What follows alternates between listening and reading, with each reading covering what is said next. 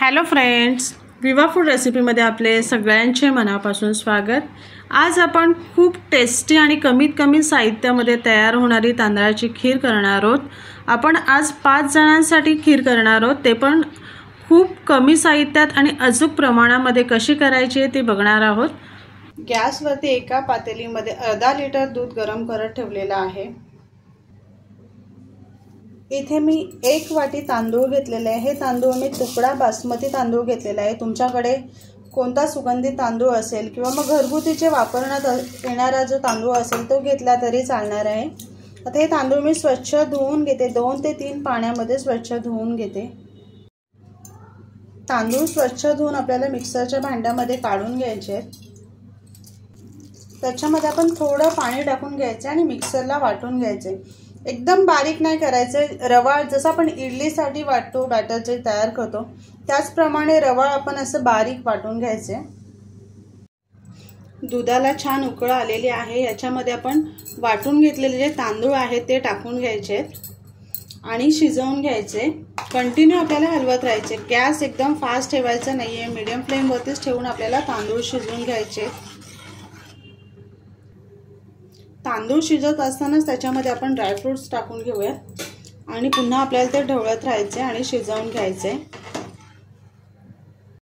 इथे मध्ये मध्ये ना आपल्याला असं ढवळत राहायचे, जेणेकरून तांदूळ आहेत ना ते खाली असे बसणार नाहीयेत आणि ते लागणार नाहीयेत। तांदूळ जर खाली बुडाला बसले आणि ते खाली लागले तर करपण्याची शक्यता असते। त्याच्यासाठी इथे मध्ये मध्ये असं आपल्याला 3-4 मिनिटांनी ढवळत राहायचे। जवळजवळ 10 मिनिटे इथे आपली खीर शिजते। बघू शकता तांदूळ सुद्धा आपले शिजायला आलेले आहेत।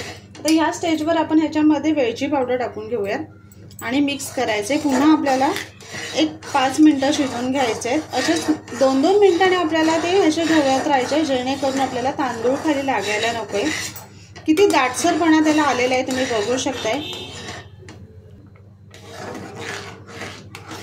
टोटल 15 मिनिटं झालेले तिथे आपली खीर शिजते। आपण बघूया त्याचे तांदूळ शिजलेत का। खूप मस्त तांदूळ शिजलेले आहेत। तांदूळ आपण मिक्सरला बारीक करून टाकलेले, त्याच्यामुळे तांदूळ शिजायला खूप जास्त चांगली मदत होते आणि ते पटकन शिजले जातात। आता ह्याच्यामध्ये आपण टाकूयात पाव कप साखर आणि मिक्स करायची आहे।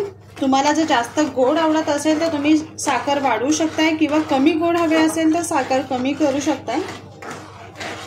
हे मिक्स करून झाल्यानंतर ह्याच्यामध्ये मी तूप टाकून घेणार आहे। तूप टाकणं ऑप्शनल आहे, तुम्हाला नसेल आवडत तर नाही टाकलं तरी चालेल। सहसा तांदळाच्या खिरीमध्ये खूप जण तूप नाही टाकत, पण मला तूप आवडतं त्याच्यामुळे मी तूप टाकून घेतलेलं आहे। आता ह्याच्यामध्ये घालूयात चारोळ्या आणि ओल्या नारळाचा सौ आणि हे टाकून आपल्याला पुन्हा 5 मिनिटं शिजवून घ्यायचंय। ओला नारळ टाकून खूप छान खीर लागते। तांदळाच्या खिरीमध्ये तर स्पेशल टाकल्यानंतर खूपच मस्त खिरीला चव येते। आता आपण 5 मिनिटं फक्त शिजवून घेऊया। वाह, किती मस्त खीर तयार झालेली आहे बघू शकताय तुम्ही। रंग सुद्धा खूप छान आलेला आहे। आता आपण गॅस बंद करून घेऊया।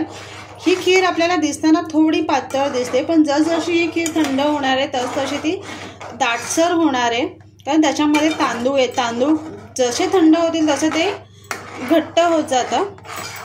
खूप मस्त झालेले आहे। आता आपण हे थोडी थंड करून खायला घेऊया। टेस्टी अशी तांदळाची खीर आपली तयार झालेली आहे। खूप मस्त झालेली आहे, दिसायला पण सुंदर, रंग सुद्धा सुंदर आणि चवीला तर अप्रतिम झालेली आहे। तर नक्की बनवा आणि सांगा कशी झाले ते। आणि असेच आपले नवनवीन व्हिडिओ बघण्यासाठी व्हिडिओला लाईक करा, शेअर करा आणि सबस्क्राईब करा। चला तर मग भेटूयात आपण पुढच्या व्हिडिओमध्ये।